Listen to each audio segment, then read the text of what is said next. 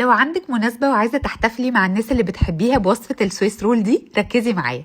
أول حاجة صفار البيض والسكر واللبن والزيت والفانيليا يتضربوا كويس قوي مع بعض، نحط عليهم الدقيق والبيكنج باودر. بياض البيض يتضرب كويس قوي مع السكر بالتدريج واحدة واحدة لحد ما القوام يبقى كده. خلاص بقى كده نحط ده على ده. عايزين صاج فيه ورق زبدة، وهنحط خليط الكيك ويدخل فرن درجة حرارته 170 على الرف اللي في النص.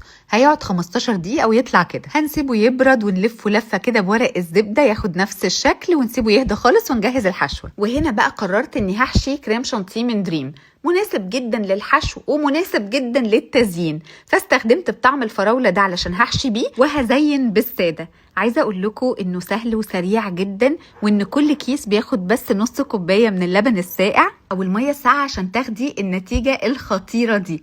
عايزة اقول لك كمان ان دريم كريم شانتيه كل مرة بيبقى نفس الطعم ونفس القوام، ده كفاية انه مش بيحتاج اضافة سكر، فبالنسبة لي بيديني نتيجة احسن وافضل من السايب بكتير. رجعت الكيك تاني على شكل رول بعد الحشو، وزينوا بقى انتوا بالطريقة اللي تعجبكم وبالاشكال اللي تحبوها. اهم حاجة تدخل التلاجة متغطية، وكده يبقى الحلو بتاعنا جاهز للاحتفال، واحنا اللي بنحلي على الحلو. يلا وريني شطارتكم بقى وابعتولي الوصفة وتطبيقاتكم بسرعة.